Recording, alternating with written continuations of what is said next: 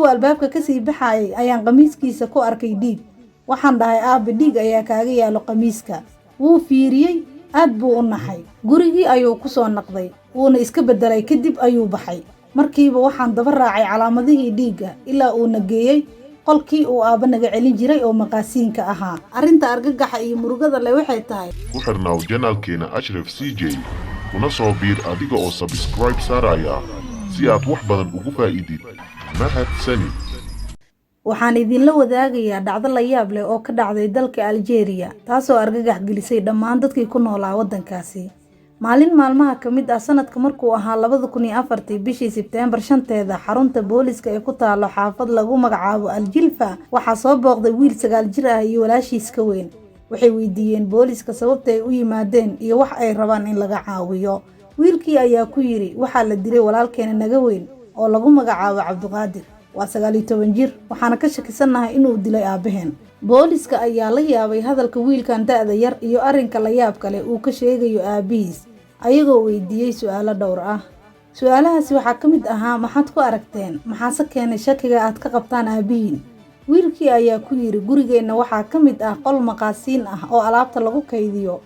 mar walba oo baxaayo aabe ama uu joogo guriga waxa uu nagu amraa in aan qolkaas gelin oo aanan u dhowaan albaabkiisa.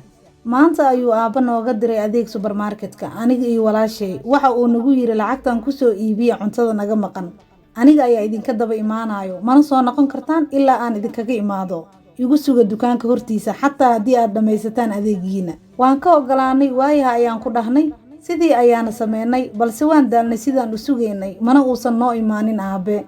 qoraxdii ayaa nagu soo kululaatay. markii aan sugi weynay ayaan iska soo baxnay annagoo weliba aad ugu caajisnay meeshaas. albaabkii markii aan soo garaacnay oo aan guriga imaanay aabbo wuu naga furi waayey ilaa in muddo ah ayaan bannaanka taagneen. waxaana dareennay inuu aabbe howl haayo oo biyo ayaa daadanayay dhulka hoose sida inuu wax dhaqaayay oo kale. cabbaar kadib ayuu naga furay albaabka. kadib waa uu nagu xanaaqay, aad buuna noogu qayliyey asagoo naxsan misna argagax ka muuqdo. wuxuu nagu yidhi sow idinma dhihin ma soo noqon kartaan. igu suga dukaanka sow idinkuma dhihin, maxaad u soo laabateen, maxaad ii sugi weyseen. annaga waxaan dhahnay aabba naga raalli noqo, in badan ayaan kugu sugnay dukaanka, waana ku daalnay meeshaas, adigna dhaqsi nooma imaanin. waayahay buu yiri iska sii jooga, meelnaha aadina, aniga masjidka ayaan aadayaa, salaad duhur ayaan soo dujinayaa jameecada, waan soo noqonayaa ilaa aan ka soo noqdo meel ha u bixina. markuu albaabka ka sii baxayay ayaan qamiiskiisa ku arkay dhiig. waxaan dhahay aabe dhiig ayaa kaaga yaalo qamiiska. wuu fiiriyey, aad buu u naxay. gurigii ayuu ku soo noqday, wuuna iska bedelay kadib ayuu baxay.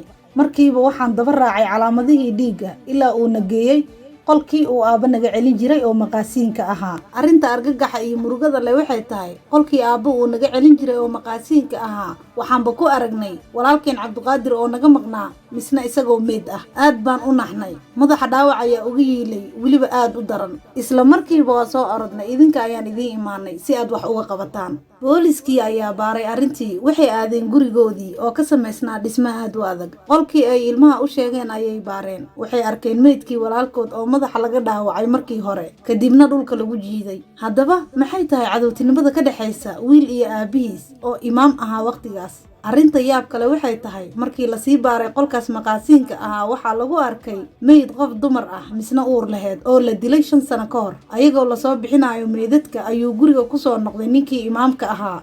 booliskii ayaa qabtay, wayna xireen. ayagoo sii wada baaritaankii ayay wareysteen ilmihii oo ay weydiiyeen sida uu ahaa xiriirka ka dhaxeeyay aabaha iyo walaalkooda, muxuuse qaban jiray walaalkood markii hore. wiilkii yaraa wuxuu ku yiri markii hore iskuul buu dhigan jiray, laakiin sanooyin ka hor ayuu aabba ka codsaday inuu guriga iska joogo oo uusan meelna aadin. wuuna ogolaaday oo guriga ayuu joogi jiray, meelna ma uusan aadi jirin. wuxuu kale oo aabba ka codsaday inuu asxaabtiisa ku yiraahdo Faransa ayaan u dhoofay maadaama asaga uu jeclaa inuu Faransa aado. asagana aabba wax walba ayuu ka codsan jiray, aabbana wuu u soo gadi jiray wax walba uu ka codsaday Cabdiqaadir, sida TV aad u qurux badan, telefoon casri ah, dhar aad u qurux badan iyo wax walba uu u baahdo wuuna u samayn jiray dhammaan codsiyadiisa. xataa haddii uusan awoodin aabe. xiriirka asxaabtiisa ayuu ka jaray, wuxuuna ka dhigay inuu Faransa u dhoofay oo kale. sidoo kale xiriirka ka dhaxeeyay aabe iyo walaalkay waxa uu ahaa mid la yaab badan, sababtoo ah aabe wuu ka cabsan jiray walaalkay.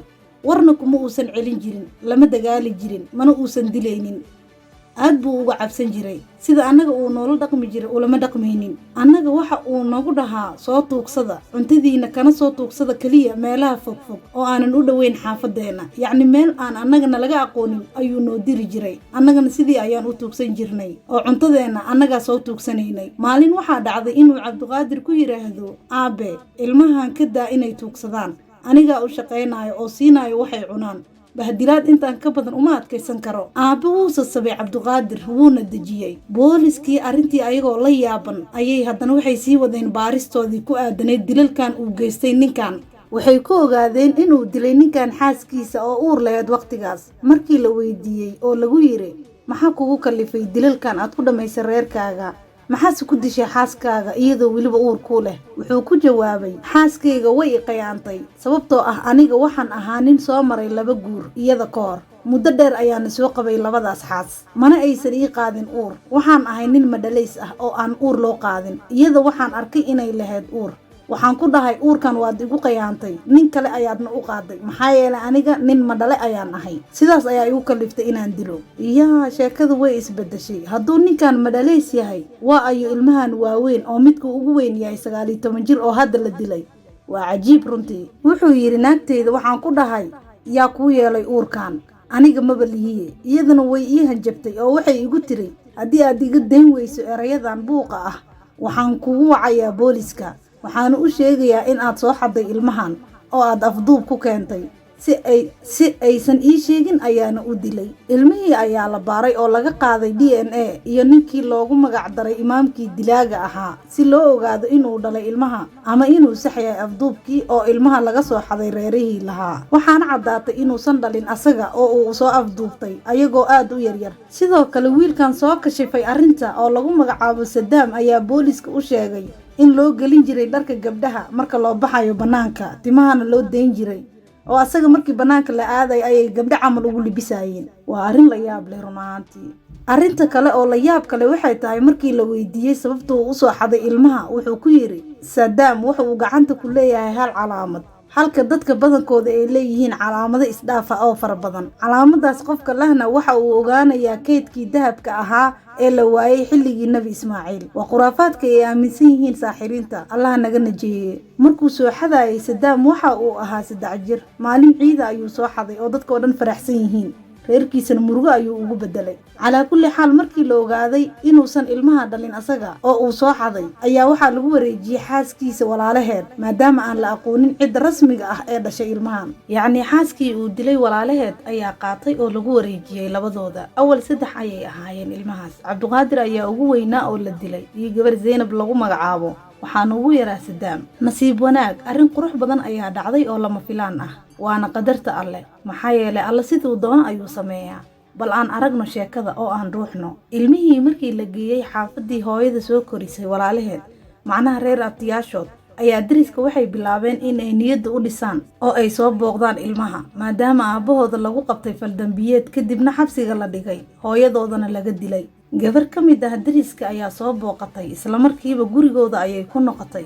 waxayna hooyadeed ku tiri, hooyoy arrin la yaab leh ayaan soo arkay, sababtoo ah ilmaha la keenay guriga dariskeena oo aabahooda la xiray, hooyadoodna dhimatay, waxaa ku jiro wiil aad iigu eg oo aan la yaabay sida aan isugu egnahay.